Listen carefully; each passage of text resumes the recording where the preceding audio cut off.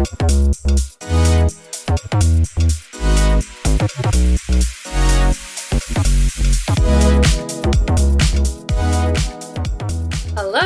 welcome back to another episode of Prescribed Vibes, your go-to podcast for real talk on mental health, relationships, and everything in between. I'm Sierra.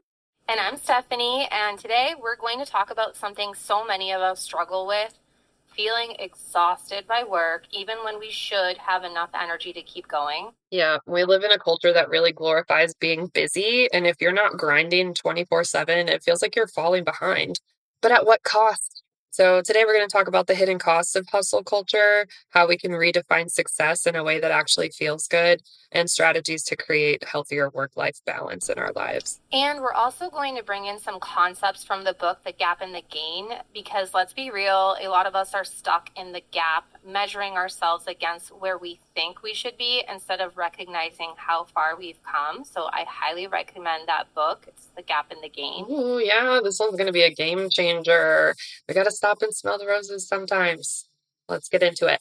So let's start with hustle culture. It tells us that the only way to succeed is to always be grinding, always achieving, and never resting. And this is actually something that came up in a recent session that I had with a client who is struggling with having some downtime, right? Do any of you guys feel uncomfortable when you have nothing going on and you feel like you're not working towards something? A lot of times growing up, we're really praised and encouraged to be succeeding, be working on something. That's how we maybe even get the love or acceptance in our households that we need. And it starts to become a currency for love or value to ourselves. And so I think redefining that can be really helpful in making some adjustments. Totally me. I can so relate to that because I identify with being driven and having a purpose and meeting and go and do. So it is uncomfortable to just stop and take a break because I can label that as lazy, or then my anxiety kicks in. Am I falling behind? Am I not serious about my goals? Am I not grateful enough? Because if I was, then why am I not still going? But the reality is that when you think about it, hustle culture is making us less productive and less fulfilled and more burnt out. Way more burned out. And I'll probably be providing some different perspectives on some of this than you might, just because I have ADHD and I know that it's really relevant with those of us who struggle with ADHD and living in that gap. But here's where the gap and the gain comes in. A lot of us are constantly measuring ourselves against the ideal future where we think we should be, and that's called living in the gap. Instead of recognizing the progress that we've made, we're focusing on what's missing. Totally. I think that, some of the examples that come to mind is I should have a higher salary by now, or I should be further along in my career. And that's where it's a trap. The quote unquote ideal is always moving. No matter how much you achieve, there's always more you could be doing. And I'm so guilty of that. And ultimately, I don't think it even brings me the feelings that I think I want to get from that. It's like, let's just chase the next thing and the next thing. And it's like, is that really fulfilling? Or is it more fulfilling to focus on things that really support my values, like relationships, strengthening those relationships, or, spirituality? So it's something that I keep in mind is, am I falling into that trap? Yeah. Not waiting until we get somewhere to love ourselves, to value ourselves, not waiting until we've accomplished something to feel like we're worthy, right? It's about the journey, not the destination. Yeah.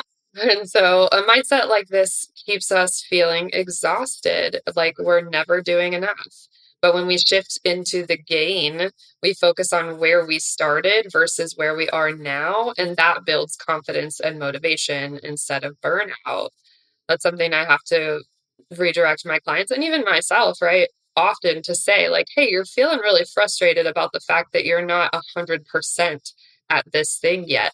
But remember, you started at 4%, and right now you're sitting at like a 62. That's progress. You're moving the right direction. Give yourself credit for every step along the way, not just as if we're flipping a switch to go from 0 to 100. It's not realistic. I love how you said that, the giving yourself credit, because that's how I tell myself, okay, one more day that I'm going to the gym, one more workout. Really focusing on that piece has really made a difference because it creates that momentum and it gives us that, credibility of, hey, it's okay to pat ourselves on the back for what we're doing.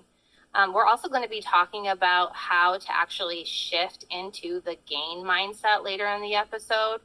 But first, let's talk about how we can redefine success in a way that doesn't leave us drained, which is something that I mentioned earlier, is, if it's values or just overall, how do you define success for yourself? What does it mean? Yeah, I think we all kind of pre-installed in a way, and maybe not pre-installed from the start, but through our childhood and our experiences, it creates this idea of what success means. And a lot of times we're not super aware and intentional about making sure that definition still suits us and makes sense.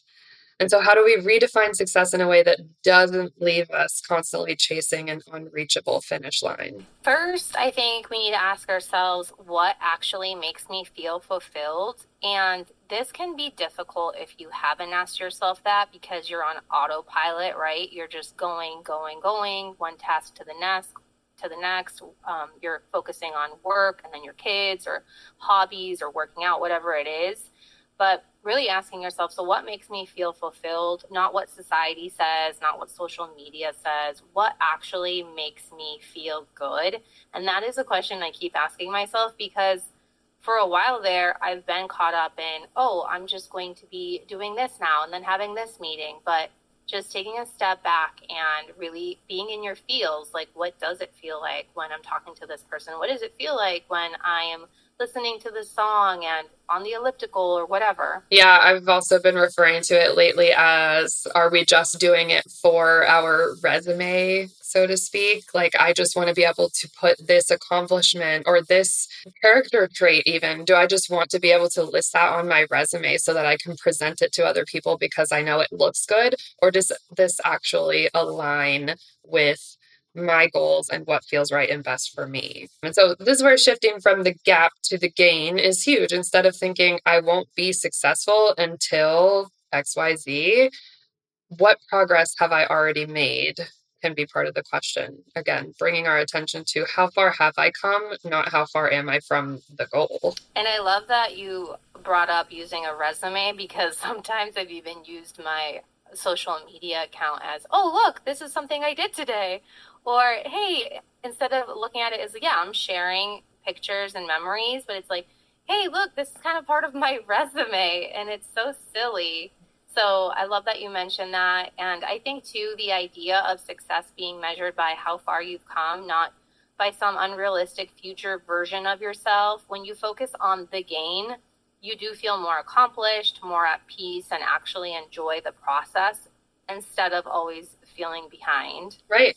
Another way to redefine success is to stop measuring it in hours worked and start measuring it in meaningful progress. Yes, instead of thinking I have to work 60 hours this week to be productive, shift that mindset to, if I accomplish these 3 meaningful tasks, that's enough. And that's where I think having that list for myself of these are the things I need to accomplish, but feeling good about, okay, well, I got these 3 things done and that actually is moving the needle, and that makes me feel good that I was able to accomplish this. And let's be honest with ourselves, because most of us are not on this front. Rest is productive too. If you do not schedule a break for your body, it will schedule it for you, and probably at a time that's not super convenient for you. And I'm going to get on my soapbox with this next part, but you can't pour from an empty cup. And my soapbox about this is I'm not pouring anything from my cup. I need everything that's in that cup. And all of the overflow is what I give to everyone else. I'm not draining myself to consistently be given to everybody else and then have to refill my reservoir. My cup stays as full as I can keep it. And when it's just overflowing, that's what I give to everybody else. I'm prioritizing me and my needs. What's best for me is what's best for the people around me. That's one of my mottos as well. And so if your definition of success does not include rest, connection, and joy, like what are we striving for? What are we getting from this? When you say that, I literally have to put that on repeat in my brain. Like there's been so many times where I'm conflicted of, oh, can I do this right now? Or is it going to look like I don't care? Or that people pleasing part of me comes up, well, I can't be doing this for myself because then I'm letting this person down, or I should be doing this. And ultimately, that's what really doesn't make me happy is self-abandonment. My relationship with myself is super important, and it's something I'm really trying to work on, honoring what I really want to do, what really makes me happy, even if it comes across a little selfish. It's like not going to the extreme opposite, right? But really asking myself, hey, is it reasonable for me to do this? Like, am I actually doing anything wrong? No, I'm taking care of myself right now. I'm going to go work out. It's so silly. But when you said that, it's something I'm working on, just really, strengthening that muscle in my brain. Hey, it's okay. You can rest. It's okay. You can do this. You're not a disappointment. Your worth is not less because you decided to do something for yourself. So let's get practical. How can we actually build a work-life balance that doesn't feel impossible? So, starting with actual boundaries. If your workday starts at 5, or sorry, if your workday ends at 5, stop working at 5. If you work from home, close your laptop, put your phone away, shift into personal time. Boundaries are not only for the people around us, we need boundaries with ourselves as well. And also, I think honoring those boundaries is so easy for us to then go back to, well, no, it's okay. It's just one little email, or, oh, it's just a text. I should probably just respond and get it out of the way. So if you struggle with this, time block your rest. Specifically, make that a priority, even if it's on your calendar or wherever it is. Literally put it there, whether it's exercise, reading, or just doing nothing. If it's scheduled, you're more likely to honor it.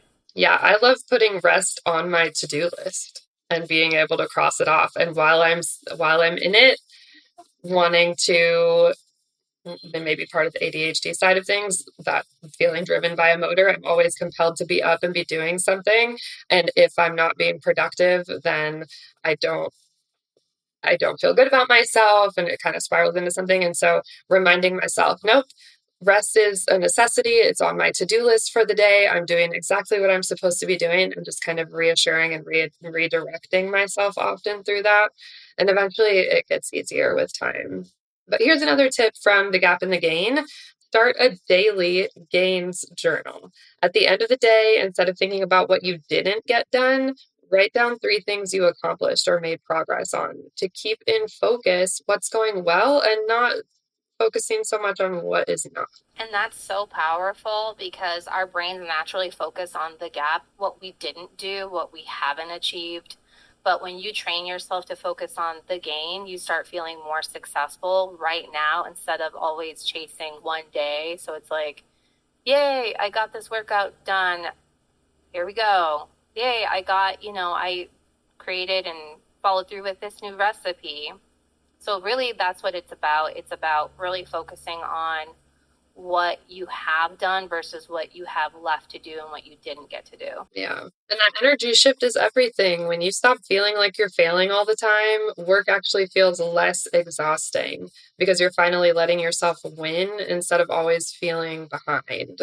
A few things that we can maybe implement. So one is having a to-do list, right? And a lot of people, especially with work, if you have a to-do list at work, that list is likely never ending, right? We're going to accomplish 4 of the 8 things on there today, or we're really going to push ourselves and disrespect our boundaries and stay as late as we need to get all 8 done. And then we're exhausted and we're borrowing for the next day. So reframing your perspective on a to-do list to be something that is ongoing and not something to complete and have finished every day is one thing that can be helpful in feeling a little bit better about yourself and what you're accomplishing. I was going to add that being disciplined. So when you were talking about rest, being disciplined to include that period of rest into your day, even if it's in your calendar. So for example, we're both therapists, right? And I've been guilty of scheduling sessions back to back and just feeling completely overwhelmed and burnt out. Like, why did I do this for myself? Why didn't I schedule at least a half hour, or even an hour to go outside Yes. instead of those little 10-minute breaks? Like, that is not enough. My body needs more than that. Mm-hmm. So I think it's really important to have that discipline. And with that discipline, maybe you need to buy into it a little bit more and really understand what is the value behind scheduling rest. How do I feel after I'm well rested versus how do I feel when I just keep going and going and going like an Energizer bunny? Yeah, because I think, again, that's where the idea of what is best for me is what's best for the people around me comes in, is if I don't rest, then I'm not going to show up to this thing at 100%. I'm going to be spreading myself thin. The quality of my work or my interaction, the way I show up for people is going to diminish. And so this is important for me to prioritize in order to show up as the person that I want to be. It just is necessary. We don't use our phone until the battery dies and then get mad at it for not working. Right. Yeah, no, that's so true. Actually, yesterday, my son after school, it was just me and him. My daughter went to a coffee shop with some friends, and I was like, "So, how was your day?" I was all chatty, wanting to show him that I wanted to see how he was doing, like what went well today. And he's just like, "I don't want to chat. I just got out of school. I just want to chill right now." And that was in the car ride. And I'm like, you know what? Good for you. I totally respect that. I get it. You don't want to keep having conversations. He's literally said, like, my brain just can't right now. So I was like, okay, awesome. You realize that about yourself. You said, and you set a boundary, and I'm going to respect it. And you chill. You chill, my little guy. I love that so much that he's able to identify and articulate that to you, and you feel safe enough knowing that you're going to respect it. And I love that. Good momming over there. And so now, though, it's funny because when he asks me for something or like, hey, can you come outside? Or I'm like, hey, right now is me time. I said, I'm just literally just sitting on the couch for just give me like 5 minutes or 10 minutes.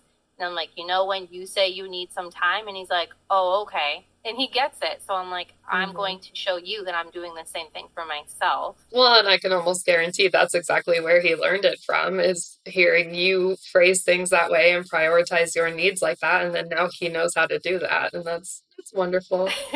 So living with a therapist. I know my kiddo's the same way, but you know what? I think it's for the best, and we're not perfect, trust me.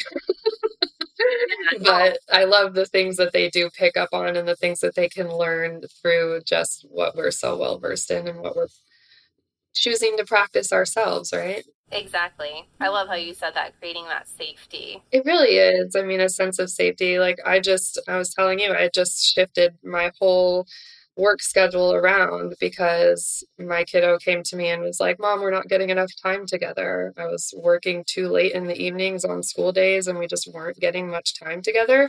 And so for him to be able to come to me and know that I'm going to hear that and I'm going to show up for him and make the adjustments that I need to do, like he feels safe confiding in me with those needs, even if it might be scary to be like, I need you to change all your life around so that we can hang out more. Yeah, no, I love that he spoke up. This is what I need. Which honestly, that's what led to yours and my relationship in the first place. I had a job 3 years ago now. We just had our 3-year anniversary, Steph. Yeah, right. And 3 years ago, I mean, the commute each way was over an hour, and I was there from 8 to 5, and so I wasn't there to get him up in the mornings, and I was just barely there for dinner and bed at night. And he let me know he was missing me, and I had to make a change, and best change I ever made, if I'm so honest. But just creating that sense of safety where they can say, "Hey, I need this," and they know that we're receptive and we care about how they're feeling and what they need, so they can advocate for themselves and set their boundaries and be more comfortable just confiding in us when they're not feeling great. And that word safety, I wanted to elaborate on that because, how you mentioned sometimes clients or people have said, I feel uncomfortable relaxing or not doing. Mm-hmm. I think reminding yourself that, hey, it is safe for me to not always be doing. It's safe that I am just hanging out with myself or collecting my thoughts or not working on anything specific. And I think that safety, for me as someone that grew up when I was young, just my coping mechanism was I'm going to do all my homework and do a good job. And that created safety. Mm-hmm. And now it's like, hey, that's no longer safe to be burnt out.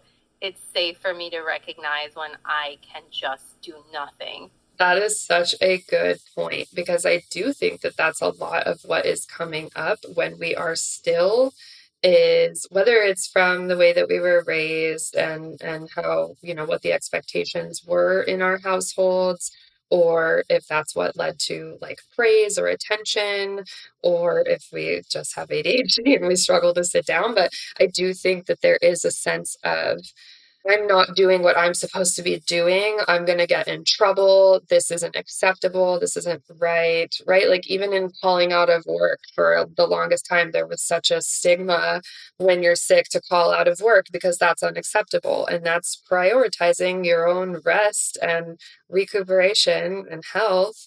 And that was looked down on for so long. So I do think that as a culture, as a society, we have put a lot of pressure, which we kind of said at the top. This hustle culture is like, if you're not doing something, what are you doing? Reframing resting as doing something. It doesn't feel like much, but it is doing something. It's giving our body and our mind the opportunity to rest and recuperate so that we can get back to what it is that we're putting some of that energy and effort into more effectively. That's so true. I love that reframing of resting is doing something for yourself. It's part of, your health, your mental health, your body. It is doing something. So I do like that reframe. Right. Well, we got a little off topic, but I feel like it circled right back, which that's going to happen for us. Yeah. Ties back in. We're really thankful for all of you listening today. I think, we covered a lot of those concepts that were in the book, The Gap in the Game. I highly recommend.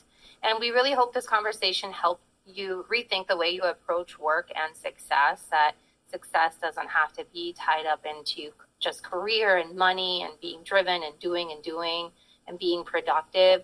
You can define success however you'd like to for yourself. And yeah. If you take one thing away from this episode, let it be this: you are already further along than you think. Stop measuring yourself against an impossible standard and start celebrating the progress you've already made. What's best for you is what's best for the people around you. Don't pour from an empty cup. Let it overflow into everyone in your life around you. And reconsider what the terms of your life is as far as this resume goes. Do these things still align with what makes sense for me? Is this for me, or is this for my image and the way I'm perceived? Right? Because we're going to feel a lot more burned out and less fulfilled if we're living someone else's agenda. Right. That's so true.